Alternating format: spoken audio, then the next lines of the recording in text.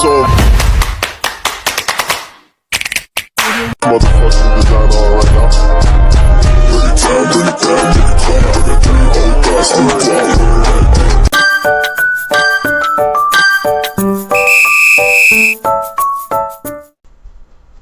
Assalamualaikum warahmatullahi wabarakatuh. Halo semua, pada video kali ini kita akan lanjut pada pembahasan mikrotik yang bab kelima, itu tentang mikrotik akses. Untuk materi pertama itu tentang metode akses router OS. Untuk mengakses router OS ini itu ada berbagai cara, seperti menggunakan keyboard, serial console, remote server telnet atau SSH, Winbox, FTP, API, quick chat, dan webvik itu HTTP, lalu back telnet, lokal seperti Winbox terminal menu, dan juga mikrotik app. Nah, jadi biasanya itu pengguna mikrotik yang pada umumnya itu tuh menggunakan Winbox karena ini tuh lebih mudah dipahami dan juga lebih praktis. Lalu biasanya untuk pertama kali jika berhasil mengakses mikrotik ini itu nanti ada berbagai macam informasi tentang konfigurasi yang bisa kalian sesuaikan. Nah, selain bisa menggunakan Winbox, biasanya itu juga menggunakan FTP atau API. FTP ini itu biasa digunakan untuk mengambil data dari perangkat mikrotik. Kalau API ini contohnya itu kayak pembuatan sistem otomatis monitoring, maaf ya teman-teman. Nah, kalau misalkan teman-teman ingin melihat interface mikrotik ataupun bandwidth secara real time, maka teman-teman bisa menggunakan yang mikrotik app. Kita lanjut pada materi kedua, yaitu tentang mengakses RB dengan Winbox. Nah, jadi cara paling mudah dalam mengakses dan mengkonfigurasi router mikrotik itu menggunakan Winbox. Untuk aplikasi Winbox ini itu available on Windows ya, tapi kalau yang macOS, Linux itu bisa menggunakan dari pihak ketiga. Antara router dan laptop itu dihubungkan menggunakan kabelan. Nah, nanti untuk login itu usernya itu ketiknya admin, lalu passwordnya itu dikosongin aja, lalu langsung di-connect. Di sini saya akan mencoba untuk mempraktekannya. Karena saya tidak mempunyai RB, maka saya akan pakai router OS saja. Di sini saya sudah memasukkan IP, lalu loginnya itu admin, dan passwordnya ini karena RO saya ada password, maka saya isi passwordnya. Namun jika tidak apa-apa, bisa dikosongin saja. Lalu kita connect.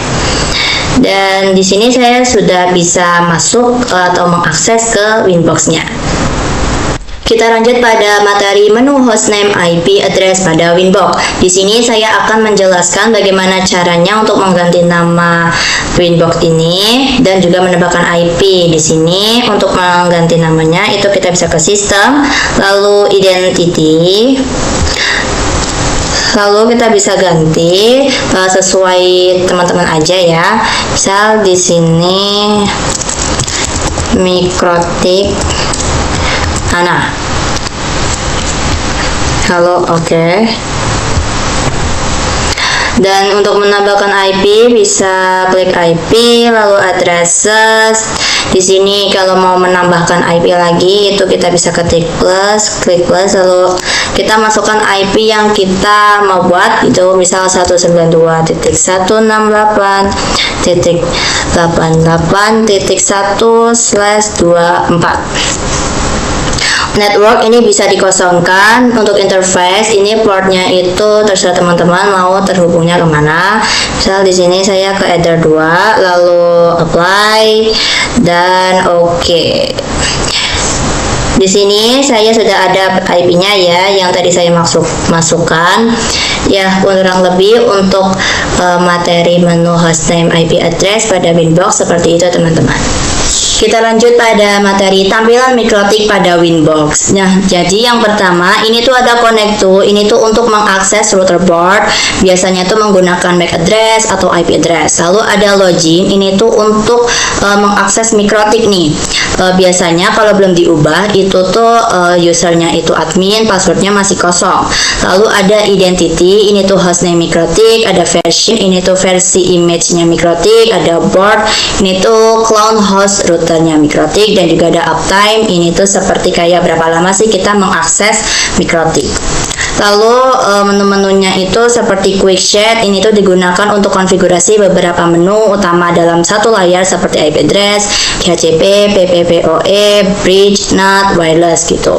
Lalu capsman ini itu seperti yang digunakan untuk controller jika ada banyak akses point, misalnya nih hotel itu ada 100 akses point, bagaimana dikontrol dalam satu mikrotik saja. Lalu ada interfaces, ini tuh digunakan untuk konfigurasi interface berupa Ethernet seperti EOIP, Ethernet, LAN, dan lain-lain. Ada wireless, ini tuh digunakan untuk konfigurasi wireless, Nestream, dual slave, access list, registration, connect list, dan lain-lain. Lalu ada bridge, ini tuh menggabungkan port di mikrotik menjadi satu jaringan atau satu network, bisa menggunakan bridge, wireless bridging, dan lain-lain.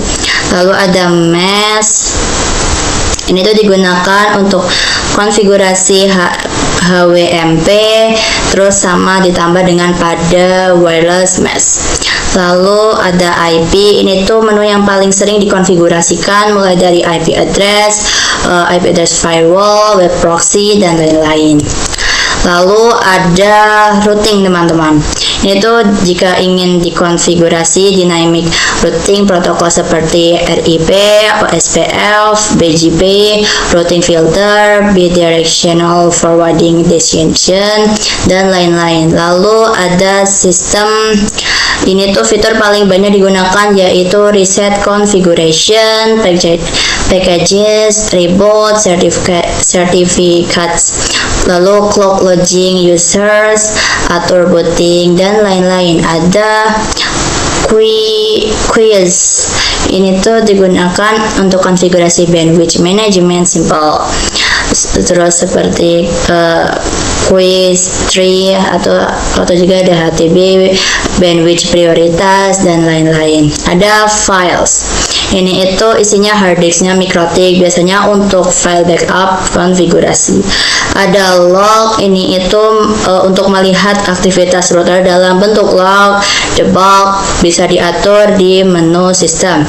Lalu ada radius, ini tuh digunakan untuk radius client atau kalau mau pakai mic mount setting di sini. Lalu ada tools, ini tuh bandwidth test, ping, telnet, SSH, trick shadow, creping, dan lain-lain. Lalu ada new terminal jika Anda ingin konfigurasi mikrotik menggunakan terminal. Materi berikutnya yaitu akses router virtual Pinet Lab dengan Winbox. Pinet Lab itu adalah lab alat emulator jaringan paket. Nah, jadi caranya itu pertama persiapkan environment Pinet Lab yang sudah tersedia pada perangkat virtual mikrotik. Lalu persiapkan aplikasi Winbox-nya, lalu melakukan koneksi nih antara ISP dengan router, lalu mengkonekkan virtual mikrotik using Winbox. Di sini saya akan mempraktekannya. Sebelumnya kita harus menambahkan network dan juga topologi mikrotik seperti ini. Contohnya, kita bisa klik sembarang, lalu node, lalu kita klik yang mikrotik router OS. Lalu di sini kita biarkan saja, yang kita ubah atau kita hapus yang QEMU option. Hapus. Lalu bisa di save. Nah, lalu kita tambahkan network, kita juga klik sembarang, lalu network, kita ketik ISP, lalu tipenya itu yang manajemen cloud 0. Ini nanti yang membuat kita tuh bisa mendapatkan IP, lalu save, kita sambungkan, kita save, lalu kita start. Untuk bisa masuk ke terminalnya mikrotik ini, teman-teman jangan lupa ini HTML-nya itu diaktifkan terlebih dahulu. Lalu kita bisa klik 2 dan kita tunggu.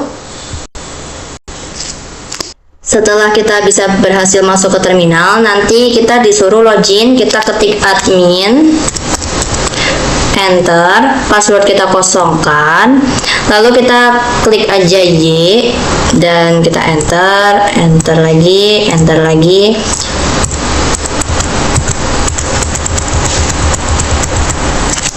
atau kita Ctrl C saja. Kita enter aja ya teman-teman.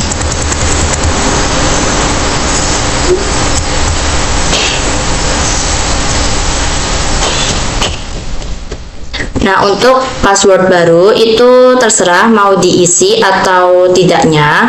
Di sini saya akan skip. Lalu ini di skip aja.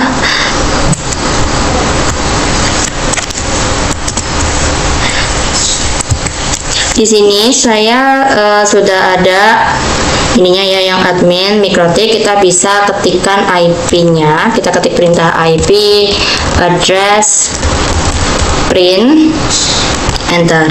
Ini adalah IP-nya. Ini IP-nya ya. Lalu kita bisa masuk ke Winbox. Kita ketik Winbox. Lalu ini kita masukkan ininya. Ini tadi kosong. Kita coba connect. Dan di sini saya sudah bisa berhasil masuk ke Mikrotik ya, pakai Mikrotik router OS. Materi berikutnya itu tentang mengakses RB with WebFig atau menggunakan WebFig. Nah, jadi WebFig itu diperkenalkan sejak router OS versi 5.0. Lalu fungsinya itu sama seperti Winbox sebenarnya.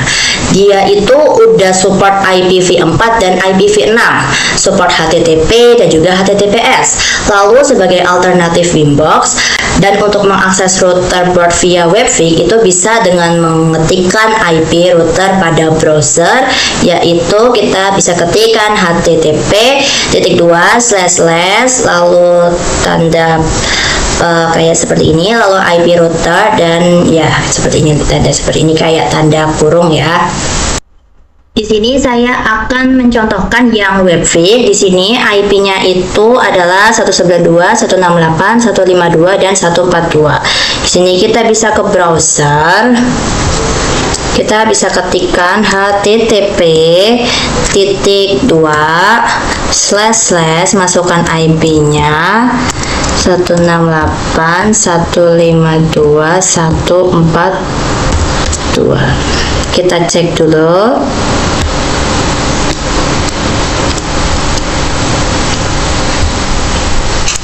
Lalu di slash dan enter. Di sini saya sudah berhasil masuk ke WebFig ya teman-teman. Materi berikutnya itu tentang QuickShot. QuickShot ini itu biasanya ada di fitur Mikrotik, WebFig ataupun Winbox. Nah, dia itu digunakan untuk menyeting router dalam satu tampilan. Nah, selain itu kita itu bisa menggunakan QuickShot untuk mengkonfigurasi dengan cepat. Materi berikutnya itu tentang Telnet dan SSH. Dia itu udah based on terminal command line interface. Lalu mengakses router via teks atau secara CLI itu dapat dilakukan melalui SSH, Telnet, konsol, terminal seperti Winbox, dan juga terminal itu seperti WebFig ya contohnya. Nah, itu digunakan untuk merunning script atau ketika akan mengakses router dengan keterbatasan bandwidth. Lalu untuk mengakses router via remote. Nah, SSH atau Telnet itu bisa menggunakan aplikasi remote client seperti Putih, SCP, atau yang lainnya. Saya akan praktekkan yang Putih. Di sini kita bisa cari aja Putih, lalu yang ini kita masukkan IP yang ini teman-teman, yaitu 192.152.143. Ini Telnet ya, portnya 22, lalu klik yang order dan open. Di sini coba login, admin, password, enter aja, kosongkan. Di sini saya sudah bisa berhasil masuk ke Putih ya teman-teman. Materi berikutnya itu tentang serial console. Serial console ini digunakan apabila kita lupa atau salah dan telah mendisable semua interface pada Mikrotik. Serial console ini dibutuhkan saat kita itu menggunakan net install. Lalu remote via serial console ini juga membutuhkan kabel DB9 atau converter USB ke DB9. Lalu menggunakan program hyper terminal baud rate 115200 lalu data bits 8, parity none, stop bit 1, dan flow control none. Cara menggunakannya itu pertama masuk ke terminal seperti putih, lalu pilih connection type, serial, dan sesuaikan serial line POM yang dapat dilihat pada device manager, lalu speed baud rate 115200 khusus untuk perangkat mikrotik. Baik teman-teman, itulah tadi video penjelasan tentang mikrotik akses. Semoga bermanfaat untuk kalian. Terima kasih. Wassalamualaikum warahmatullahi wabarakatuh.